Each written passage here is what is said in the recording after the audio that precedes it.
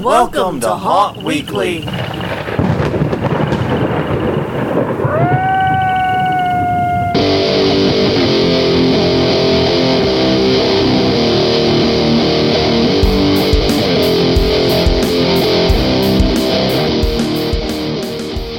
Hello, everyone. I'm Jonathan. I'm Crystal. And this is Haunt Weekly, a weekly podcast for the haunted attraction, haunted entertainment community. Whether you're an actor, owner, or just plain aficionado, we aim to be a podcast for you. And we return to you once again with another episode that is divisible by 4. Yep. Therefore, ipso facto, the math, it is time to do the news. And I'm not even going to pretend this is a happy one. No, it's not. All right, guys, here's the drill. I know we say this on a lot of news episodes, but this one's more so than most, I think. I promise you, if you stick with me, we're not going to end this on a low note. Yeah. We're going to try to leave you with a story, even if we end it early or end it late, whatever. We're going to try to end it on something upbeat, just so that we can all be aware of what's going on, but also still feel a little better about our day. Yes. Make sense? It does. So yeah, then that's what we try to do here. In addition to inform and entertain, we try to make people's days a little brighter. And if you wish to follow us and perhaps get more of this day-brightening power from us, you may do so. We are at HAuNTweekly.com, our shiny new website that is still kicking mucho butt. We are also Haunt Weekly on Facebook, Haunt Weekly on Twitter. tinyurl.com/HauntWeekly is our YouTube channel. And finally, you can find us at iTunes, Google Play, Stitcher, anywhere that finer podcasts are sold. So yes, we have a lot of places in which you can follow and keep up with us. All right. Now, before we begin, as is usual, we will do our conference reminders. It's an even episode. That means I have to kick off. And so let's do exactly that.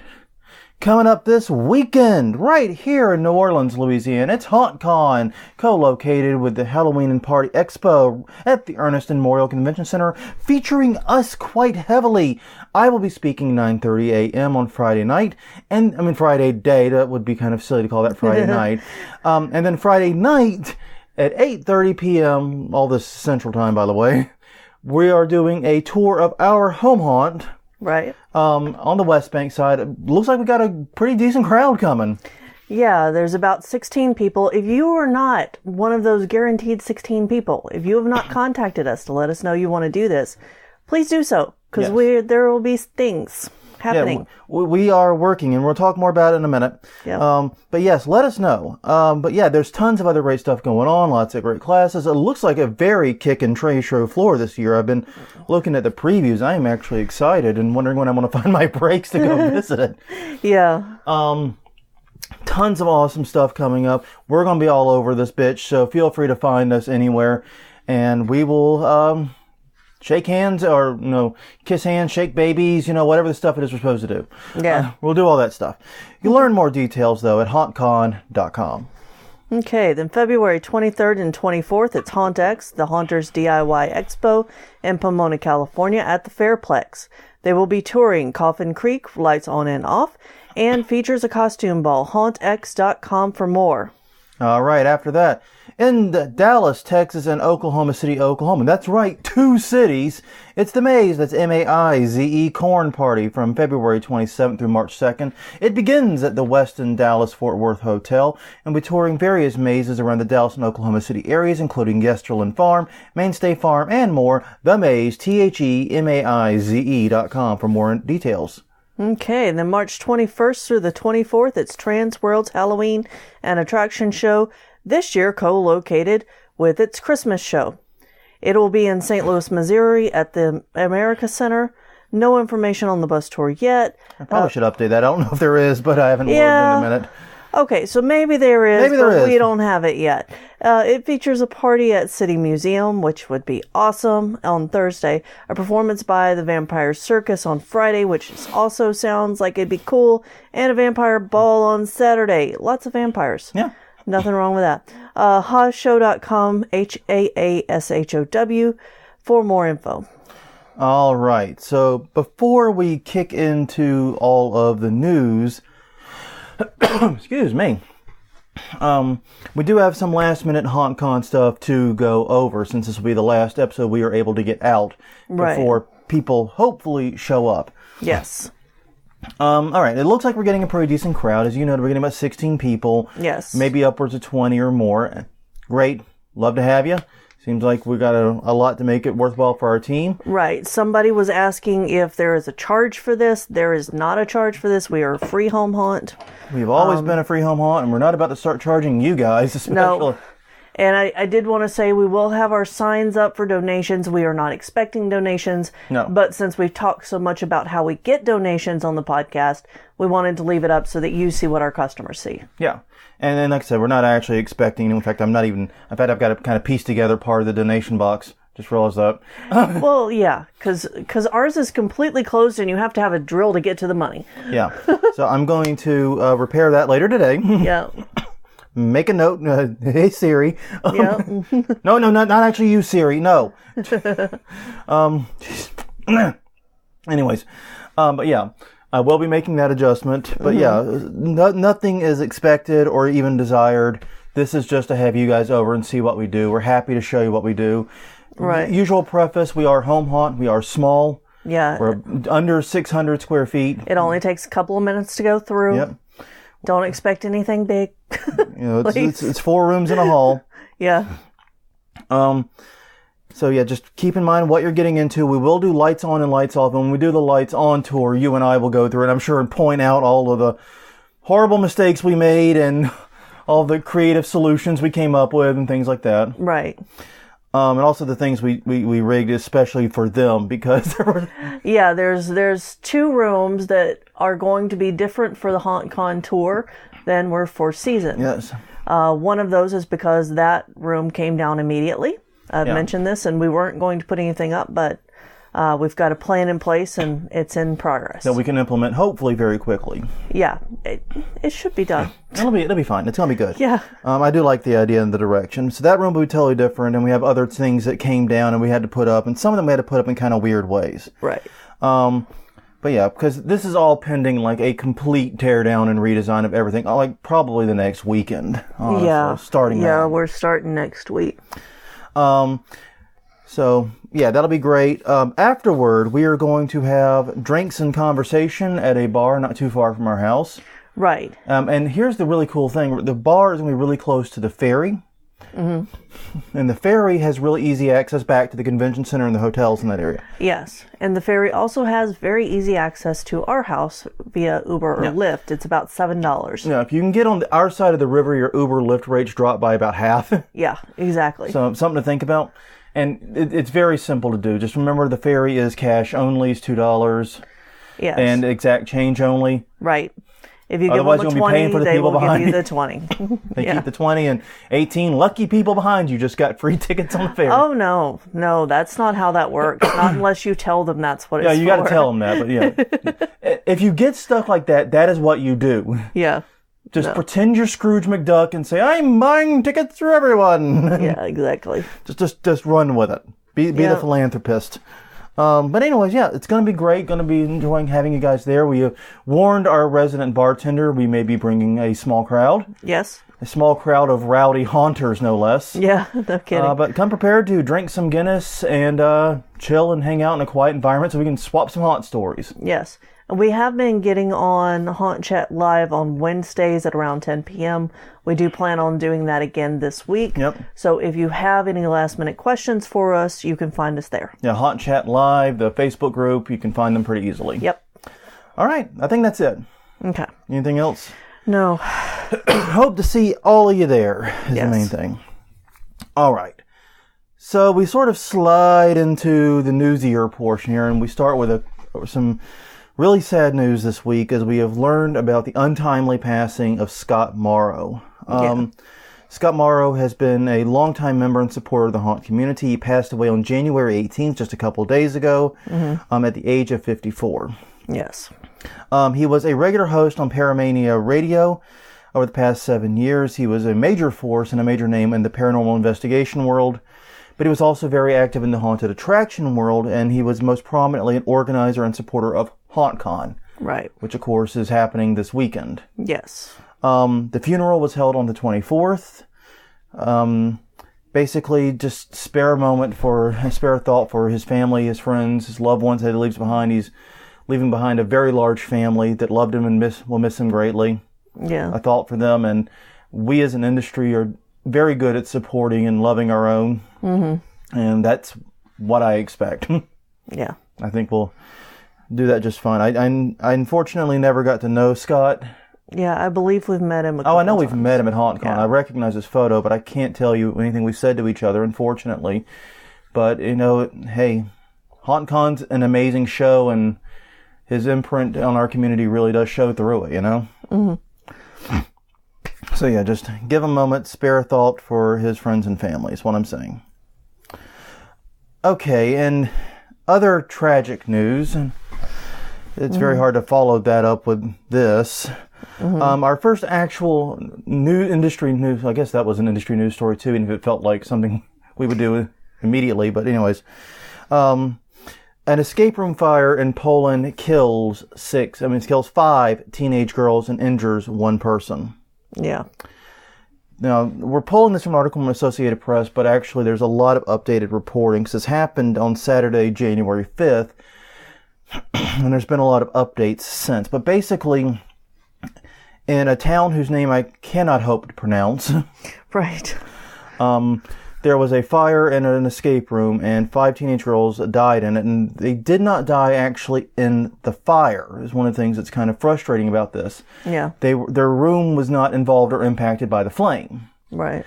They were in the room next to it. They died of carbon monoxide poisoning and asphyxiation, brought on by the fact that they were literally locked inside that room. And there was smoke. And there was no way they could get out. Yeah. And that's when we first heard about this, the question I had was, well, why were they actually locked in the room? Yeah. Because I have never been to an escape room in the U.S. where the term escape room is 100% literal. Yeah, no, we have a lot of regulations in place in the U.S., and we've talked to several people who build escape rooms and maintain them. And they talk about their fire code, having to buy these really expensive locks that can open. Yeah, it's hard to describe, but these are like explosive locks where if you hit them, it's like a hydraulic thing. That lock will physically explode and open the door. Yeah. So it's like $2,000 per lock. Yeah. And that's what they had to do in exchange for being able to lock the door. Right. Most escape rooms we've been to, and this includes like the smaller office park ones, but also some of the larger ones, just don't lock the door. Yeah. They simply say, okay, if you go through that door before your time, you're disqualified. Exactly. And that's the end of it, Yeah. And there's a very good reason for that. If there's smoke and carbon monoxide filling the room, disqualification is literally the least of my concerns. Right. I'm just going to mosey on out that door and vacate the building in a safe and calm manner. Yeah. And this escape room did not do that. Obviously, they locked the girls in, and they locked them in a way that, and this is true, firefighters had to use special equipment to break down the door. Yeah, and that just seems like overkill. Yeah, it's ridiculous. It's bad enough to lock them in, but this wasn't clearly some interior door they just turned the latch on. This was something very heavy duty. Yeah. Now, they're saying the fire broke out. They last I've heard, they're still trying to source out the total cause of it. Mm-hmm. But they believe it started because there was electric wiring that was faulty and was too close to flammable materials. Right. They also believe there may have been an issue with one of the gas lines. May have contributed to it or even caused it. But yeah, long story short, the fire started. The girls were not able to get out, and they literally suffocated to death. I mean, and that's incredibly slow in that situation. Right. And there's also the other person was an employee of the escape room. Yeah. So. It's just, it blows my mind. Now, the positive of this, if you can say that, is that the operator of the escape room has been arrested and charged. Yeah. He was charged with creating a fire danger and unintentionally causing the girls' deaths. He faces up to 8 years in prison if convicted. Mm-hmm. And the other potential positive is that Poland is also conducting the safety inspections of some 1,100 escape rooms in the country. We're used in our country, in the United States, to having these inspections done before we ever open. Right. And sometimes in some places they're recurring like every year. Apparently that was not happening in Poland. No, apparently not. But they've already ordered the closure of 53 different escape rooms. Which is insane to me. Yeah, and this effort's not even a month old. This is, basically they've shut down 2 a day. Yeah. If I have my math about right. Yeah. Yeah. And we were talking about this and how, the haunt industry changed after the fire. Six Flags fire, Six Flags. Mm-hmm. Yeah. And it looks like this is going to have the same kind of impact on escape rooms in Poland. At least in Poland, possibly elsewhere too is the problem. Yeah. Because if, imagine you're some fire marshal in some random town, and you don't know all that much about escape rooms. Right. And someone goes, hey, I want to set up an escape room here, and these are the plans, this is what we're doing, fire suppression and all that. And he's going to Google, escape room fire. This is going to be the first thing he or she sees. Yeah. And they're going to be tougher than balls on you. Yeah, I can see that happening. And speaking of fire suppression, where were theirs? Because usually smoke sets off sprinklers and things. But there's so much wrong with the story, I didn't even reach that part of the thinking. No, I understand. Because it's very tragic. It was completely preventable. And there was no reason for this to happen. Yeah, and this fairly small town loses 5 teenage girls. Yeah. Which, Jesus Christ, Yeah. Fucking hell, man. It's like, I literally do not know what to say about this, but, and a lot of people are going to say, well, that couldn't happen here in the United States, and they're probably right. Our inspections are better, our codes are more, more hardy, and so forth. But the fact it happened somewhere means fire marshals are going to be concerned about it. Right. It's like with the Six Flags fire, they pinpointed like 8,000 things that Six Flags did wrong in that case.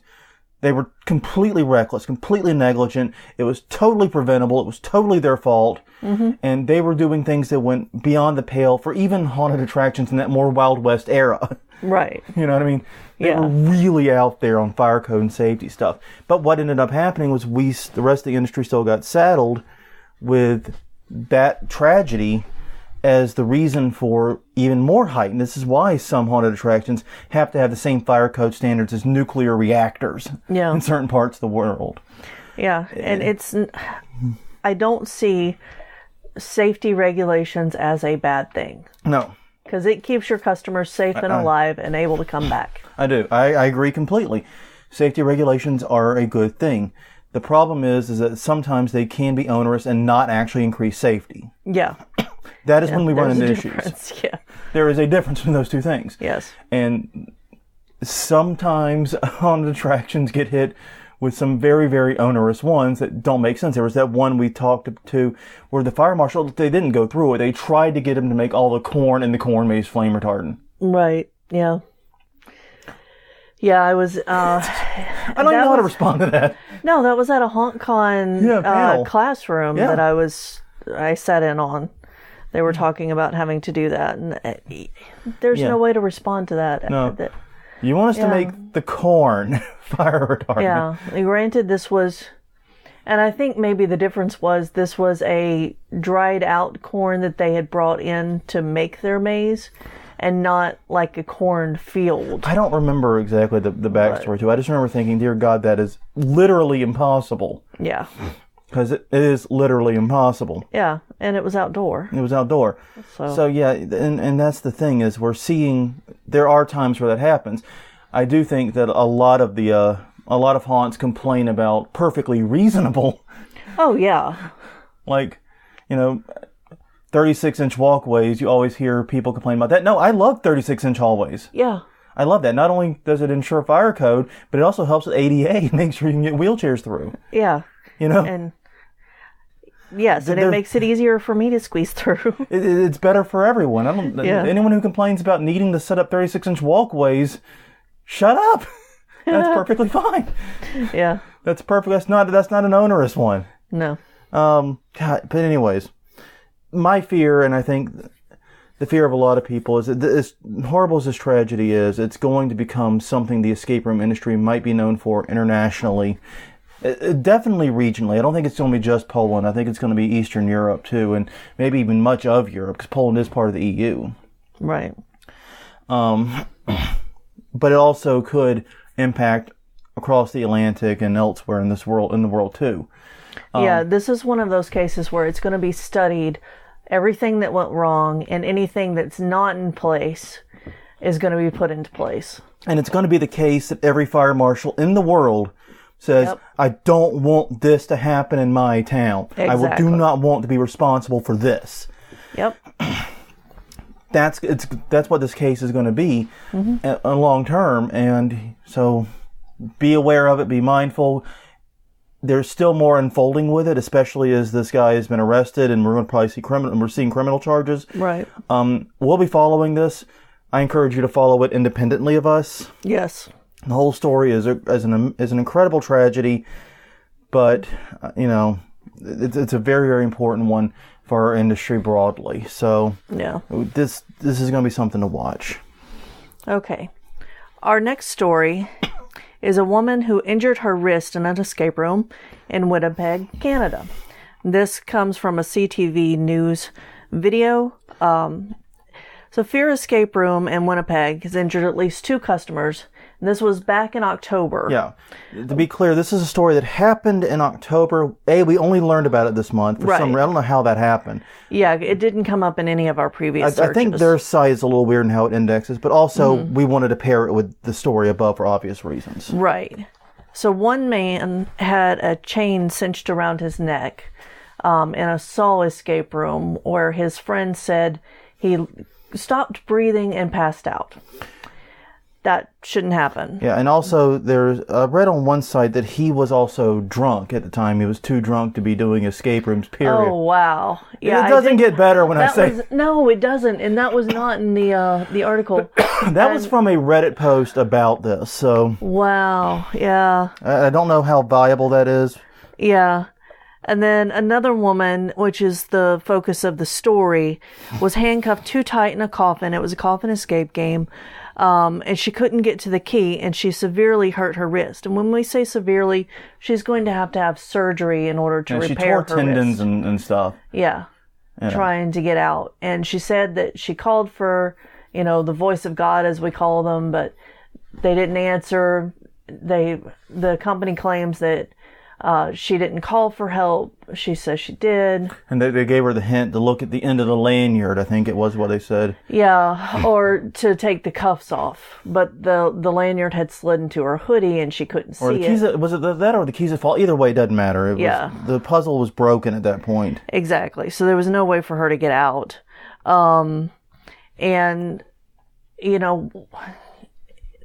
Basically, the owner was unfazed by the injuries in the interview, saying that they work to make things as safe as possible. To which I respond, bullshit. Yeah. Emphatic, 100% bullshit. Right. You, sir, are a danger to the entire, not just the escape room industry, but the haunted attraction industry at the same time. Yeah, because they do have haunted attractions at the same place. So...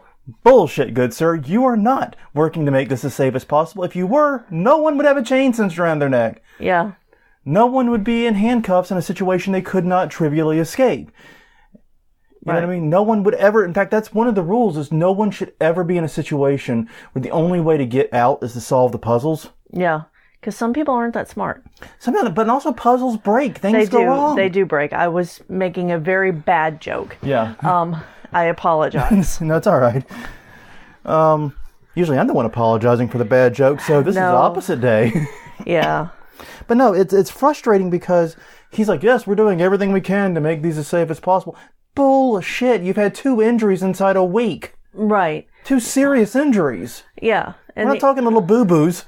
No, well, and the city's response was disheartening too, because they said it wasn't their responsibility to check escape rooms or to monitor them in any way.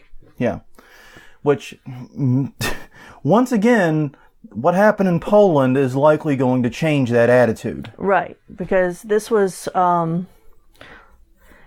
much earlier back in season. Yeah. So Poland hadn't happened whenever they were saying this. They were saying that their inspections more for worker safety and not for customer safety. And the workers were safe as, anybody. Yeah, it's pretty easy to be safe when you're just observing the people getting hurt. Or not, as a case may be.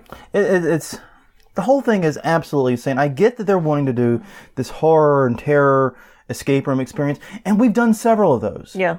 The very first escape room we ever did was at 13th Gate Escape. We did the prison break. Right. We were locked in real-looking prison cells. Yeah. Now, there was an emergency let-out button, and the idea was if you're having a panic attack, you're not dealing with the claustrophobia, right. or something else goes wrong, boom, you can get out. Now, our team was... 5 of the 7 of us were pretty sharp. Yeah. Yeah.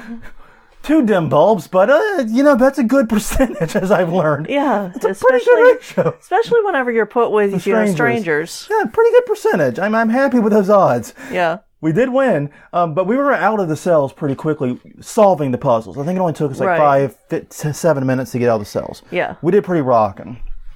The problem, is imagine if that emergency button hadn't been there. What if? And this was just us in a cell. Yeah. This was not us chained to a wall. No. This wasn't us handcuffed and shut in a coffin. No. We do know of escape rooms in Mississippi who do the handcuffing. I don't know of any in our area that do it. We had one we did, the subway escape, did a seatbelt that fastened us. Yeah. But that was more of a technical fastening than a real fastening. Yeah, it wasn't actually fastened. Yeah, I don't think we've ever actually been handcuffed as part of an escape room. For one of the 5-minute escapes, I got locked in a really, really tiny cage once. Yeah. I could barely fit in a cage. Yeah. And I'm just a straight-sized 6-foot-tall adult, Right. Yeah, I do wonder how the 5-minute escape rooms might see change because of this. Yeah. Of these incidents. Yeah. You can't... These are things you cannot do. Mm-hmm. And yeah, and the other thing to remember is that they also said in this video, well, we have them all sign a waiver. Yeah. Yeah. That's called Exhibit A now, dumbass. Yeah. We have them sign a waiver that if physical injury comes to them, they won't sue us. Yeah. Yeah. That I don't know about in Canada, admittedly, but in the United States, you can't have people sign away your obligations. Right. Yeah, because there is a reasonable expectation of safety. Yes. Yeah, and this is just pure recklessness on both of these. Yeah. Both of these injuries. And it's so frustrating to me to hear this because this, like I said, this is the type of stuff that can hurt the entire industry. Yeah. Do you want to get, very broad sweeping regulation that'll make it very difficult to open new escape rooms or maintain smaller ones and so on and so forth? This is how you get it. Yeah. It's dumbasses doing stuff like this. Mm-hmm. So, yeah. And the reason I wanted to talk about this, reason I put this in the show notes, was because I wanted to remind everyone it's not just Polish escape games that are engaging in bad behavior. Right. Bad actors in the industry are an industry-wide problem. Yes, the inspection process in Poland obviously was not up to snuff. Yeah. And obviously that's a problem, but it obviously isn't up to snuff in Winnipeg, Canada either. Right. And Poland is responding by doing inspections, and Canada's not at this point. Anyways, let's move on. Happier stuff. What do you think? Sure. We got about 20 minutes left. A lot to go through. Okay. Portions of Fun Factory may open in summer 2019. This is an article by Nicole Roberts of the News Tribune. In Jefferson City, Missouri, which I had to look up where the hell that is. It's basically about halfway between St. Louis and what's the other town in Missouri that everyone knows? Oh, Kansas City. It's about halfway between the two. Okay. But in Jefferson City, Missouri, Ellen Kim Ray Productions are hoping to open up a new venue that will include a restaurant/smokehouse, 10 lanes of mini bowling, 18 holes of indoor mini golf, and a 10,000 square foot haunted attraction. Basically, They're taking over Historical Factory, the old International Shoe Company building. Mm-hmm. And the amazing part of this is they haven't even secured the right to do the purchase yet. Right. They're supposed to get that sometime in March, hopefully before the end of March, they said. But they say that if they can get that, they hope to have significant portions of it open in summer. Yeah. That is bananas quick. It is. It's, yeah. They are hoping to put the heavy focus on the haunted house in particular, because they would like to have that open for season and be good money. They're also putting apartments in this building on some of the floors. Right. They hope to have those open fairly quickly too, so those can be revenue generators.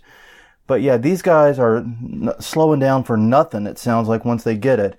They do hope to expand it eventually to add both escape rooms and laser tag on the second floor. It's like a 4-story building, apparently. Yeah. And they're hoping to open the first, that's a 5-story, the first, the fourth, and the fifth up almost immediately. Yeah. And that'll be the restaurant and all the entertainment stuff, and on the fourth and the fifth you have apartments.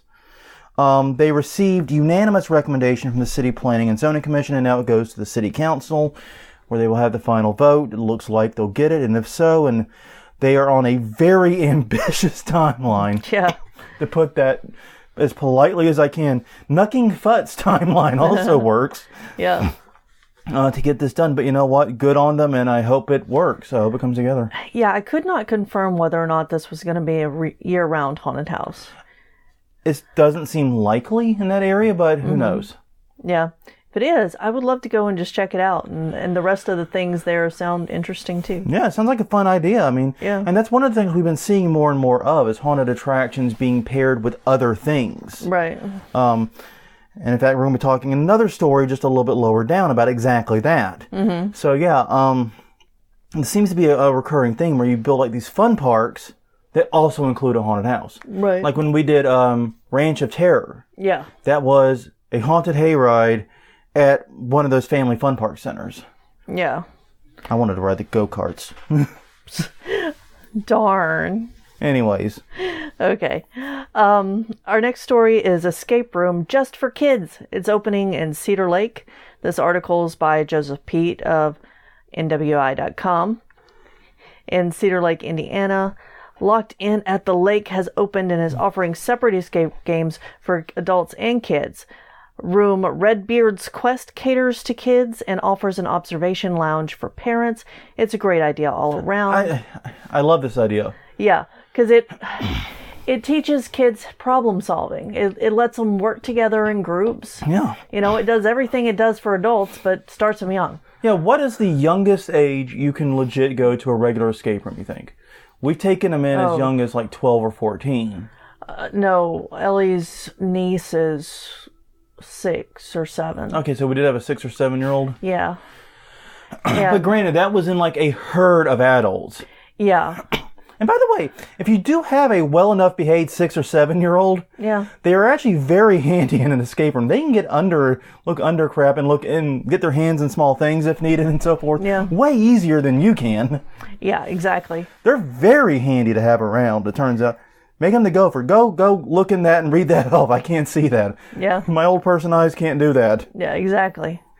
So no, I think this is a great idea. I hope that that there's a different levels of challenge for the kids, you know. Yeah, I love the idea simply because I like the idea of kids being able to have their own escape room. Yeah. One for them. Yeah, exactly. Because I know that whenever we did go with the herd of adults, the kids often felt left out or pushed aside because... Yeah, and that's going to happen anytime you have... I think we had like 12 people in that group. It was probably the largest team we've ever done an escape team with. A lot of the adults felt the same way, I'm trying to say. Yeah. But, you know, I like the idea of kids having their own escape room. It's a good way for them to learn the problem solving, like you said. And from this article, it looks like escape games are becoming huge in that area. Mm-hmm. Because they list like 6 different places you can do an escape room in Cedar Lake, Indiana. It's like, whoa, that's a lot.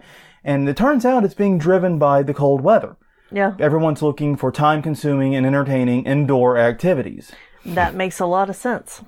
So yeah, I think we need more of these types of games that are good for kids, not only in terms of the problems they can solve and their level of problem solving, right, but also their level of physical interaction. Right. Kids are shorter. They can't reach the stuff on the top shelf. They can't, Yeah.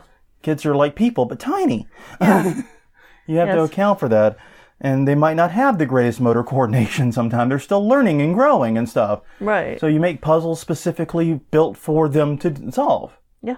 I think it's a great idea. And I do too. I could see birthday parties doing this all the time. I would be very curious to sit on that observation lounge and watch, which, by the way, is another great feature. Yeah. I do love that idea. So, yeah, this was just so cool when I heard about it. Yeah, I wonder if the parents can offer hints or suggestions, or if it's just an observation. The article did not cover that. I would hope it's just an observation. Yeah. You got to let the little bastards sink or swim on their own, in my book.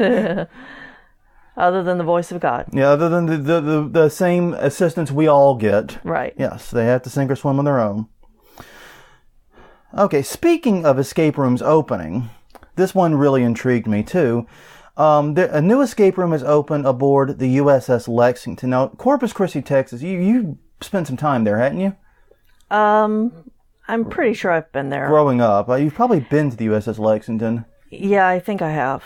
But long story short, once again, article was by Seth Kova at the Action 10 News, but they have opened an escape room on the USS Lexington, which is a big ship, of course it's a big ship, it's an aircraft carrier, that's docked in Corpus Christi Bay, and it's a historical museum. You can go, you take tours of it, and they've built an escape room upon it, and specifically they built the room around the history of the ship.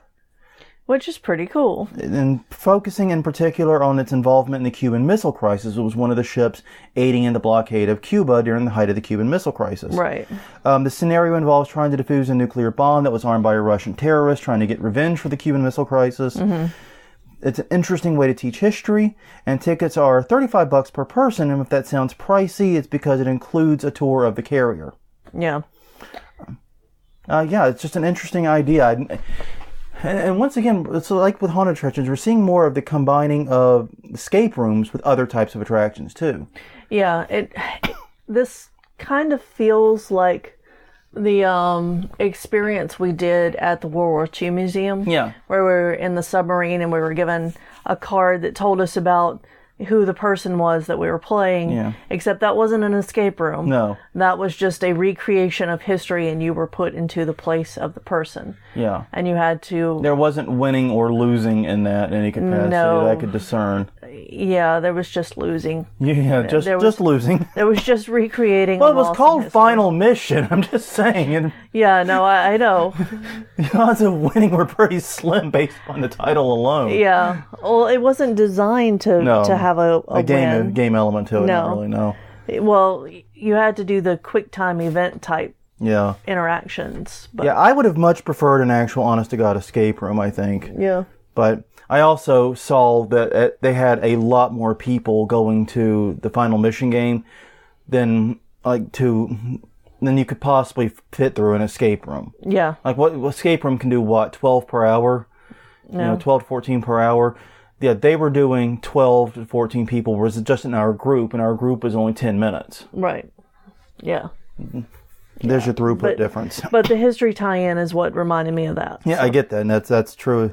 And by the way, the whole thing was created in partnership with the Austin company, Magna Gadgets, who builds escape rooms all over Texas. So I think this is a really great way to teach history. And I'm between this and the article above it, I'm excited about the possibility of escape rooms as a teaching tool. Yeah. It could be a great way to learn how to work, because you're learning how to work with information that you're given. Yeah. That's a really neat idea, and I think turning that and making it an educational experience makes a lot of sense. It does. Okay, our next story is Inkcarceration announces 2019 lineup, Shinedown, Godsmack, and more. The article is by Ann Nikoloff at cleveland.com. The now defunct Ohio State Reformatory will play host to the Inkcarceration. That is hard to say. Yeah, it's Inkcarceration. Yeah, but it's all one word. You got stuck with. Yeah. Music Festival. July 12th through the 14th. It'll feature, bands, 50 tattoo artists, and a blood prison haunted house. Yeah, the grounds has Blood Prison, which is a haunted house that's open normally seasonally. Right. And they are throwing the doors open, especially for this this festival in July, which I think is really, really cool. It is. And it seems to fit perfectly with the concert. Because there's a lot of overlap with rock fans and haunted house fans. I agree completely. And that's one of the things that's like, there's only so many potential uses you're going to get out of an old prison. Yeah. You know what I mean? And I think these are two of the more creative ones. Yeah. Tickets are on sale now. The event will be held in Mansfield, Ohio. If any of our people who listen are going to go to this, tell us how it goes. Yeah, let us know. I'm curious about this. We know that we have people listening from Ohio. I don't know where in relation. Yeah, it's somewhere near Cleveland. Yeah. But it should be a very interesting time. Yeah. All right. From a haunt opening for a special occasion to a haunt seemingly closing. A church is to renovate a former haunted mill building. This is from Eric Wildstein at the Gaston Gazette. Basically, on January 10th, Exodus Church closed on the Old Vision Hosiery Mill in Belmont, North Carolina, and they are already starting work to renovate it to turn it into their new place of worship. The mill was the former home to the Haunted Mill, a seasonal haunted attraction that was described in this article as being very popular. Now, here's the problem. I can't confirm one way or another if the haunt closed or moved. Yeah. If you go to the haunt's Facebook page, it still lists the same address, but there's also no indication that they've closed. Yeah, I think we've talked about the Haunted Mill before. I think we have, yeah. But yeah. So there's like nothing on their Facebook, nothing on any of their social media that I can find.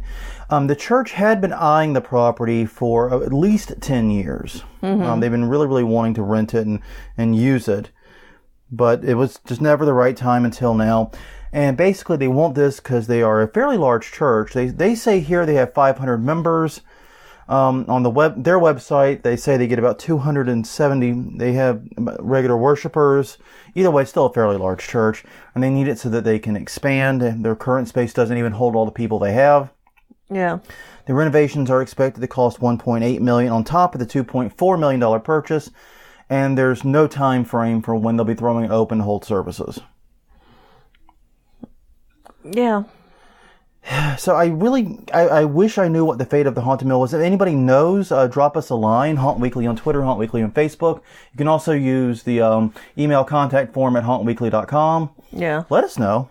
Let us know. I don't know the end. I would have messaged the Haunted Mill, but I was compiling these notes today, literally the day of recording and the day of publishing. Right. And it was, with it being a holiday, I just did not want to message them with expectations of a quick response. It seemed cruel.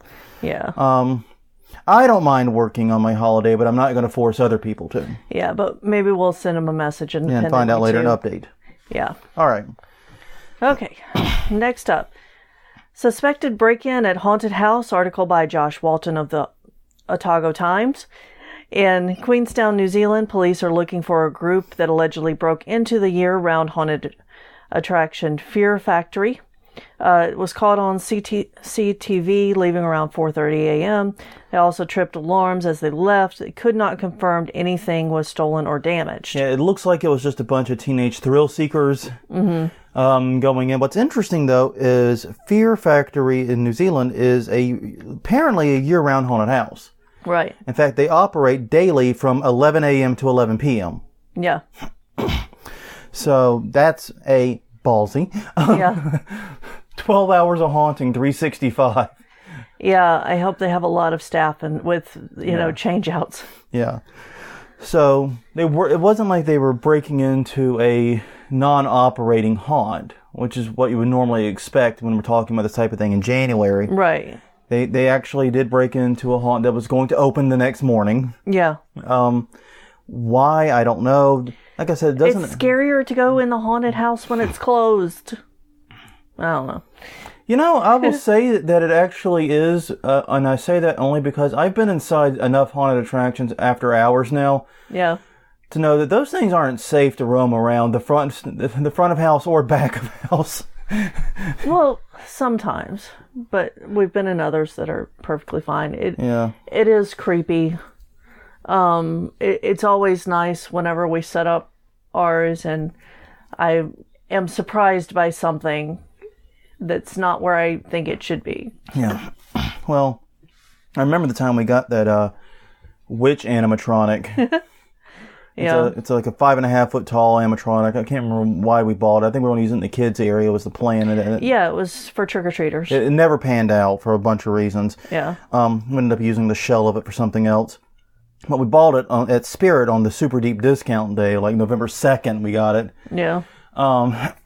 And you stuck it in what was then your art room, because you had a little extra floor space in there.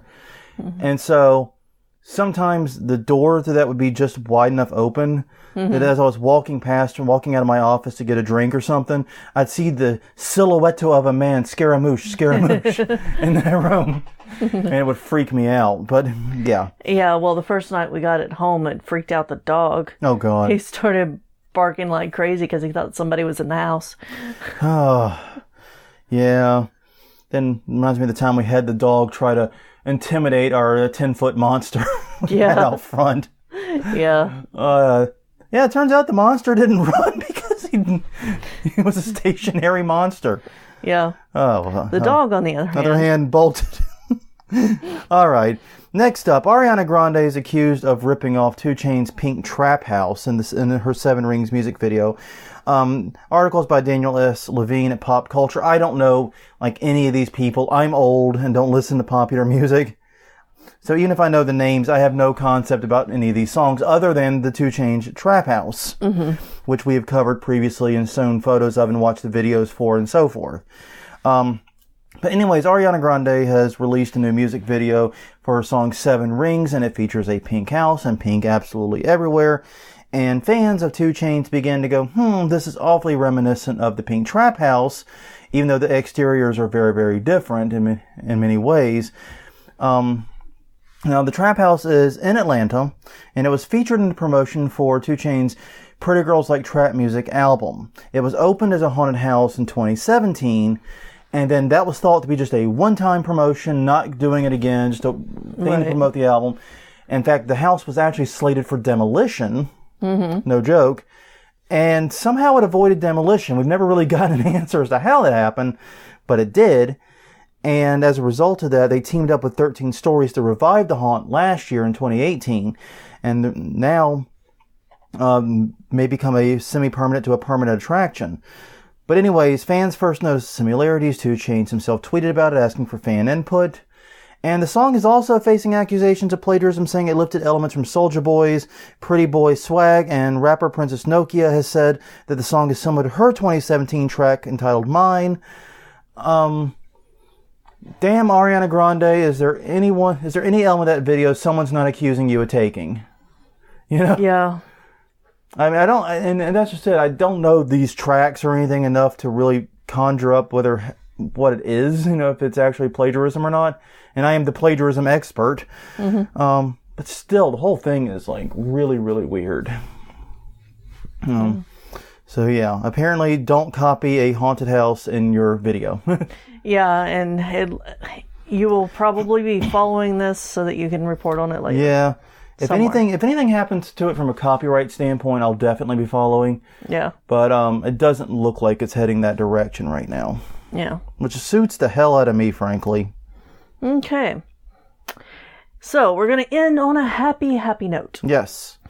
Okay, while her husband was away, a woman turned his home office into the haunted mansion. This article is by John Squires at Bloody Disgusting. This happened in Valencia, California. Donna Collins had a major surprise for her husband Michael planned. So he came home and his office is now a replica of Disney's Haunted Mansion, which is really cool. It includes custom frame prints of the stretching pictures. The article was unclear if they were originals or just prints, yeah, because the actual stretch paintings are prints too, Right, and they were on sale recently at the auctions that we covered a few months ago. But they were also stupid expensive. Yeah. So they probably are just reprints, but still. Right. Very cool. Yeah, well, various replica signs were also added. Wallpaper, lighting, just amazing work all around. Yeah, we need to hire her, or some haunt needs to hire her. Because she did, I mean, this is one you really do have to look at the photos. So click the link, look at the photos, and also links to another article with still more photos. The photos are gorgeous. She did amazing work. She says she spent 2 days just whitewashing and then doing the undercoats and the base painting for it. And then sponging the ceiling and then picking out the exact right wallpaper to imitate it. Did she sleep? I bet she didn't sleep. It's not stated how long this trip took. If it was like a 2-week-long trip or a month-long trip, she might have had enough time to do it and be reasonable. Yeah. And also, we don't know what the office looked like before, because a lot of the structure might have been there, but just was not lit and painted like. But she did an absolutely gorgeous and amazing job, and it fits so well with that desk he has in there, the dark wood desk he has. It's a tri-corner desk, a corner desk. It's a beautiful, beautiful, beautiful set of work there. Mm-hmm. So yeah, definitely go check that out. End the podcast on a happy note. Yeah. I guess I would have to turn your office into repo. Yeah, that would work. You could turn it into Roddy's office. Roddy's office, that'd be pretty But if you replace my paper with clear paper, I am never speaking to you again. Because that's one of the stupidest goddamn things I've ever seen in my life. And I love that movie. Transparent film now for you. Oh, God. Oh, man. But anyways, that's all the news that we have this week. Any final thoughts? Looking forward to seeing a lot of you on Friday and over the weekend. Definitely Friday night. Hope to have as many over as we can fit and make it. Like I said, if you need transportation arrangements, let us know. We will work with you. Mm-hmm. We have at least 3 cars, probably more at our disposal. Right. We will help any way we can. Yes. Well, this was episode 164 of Haunt Weekly, talking about December and January news for December 2018 and January 2019. You can find us at HauntWeekly.com or Haunt Weekly on Twitter, Haunt Weekly on Facebook. tinyurl.com/HauntWeekly takes you to our YouTube channel. We're also on iTunes, Google Play, Stitcher, anywhere that finer podcasts are distributed. Yes. But until next time, I'm Jonathan. I'm Crystal. And we will see you guys next time.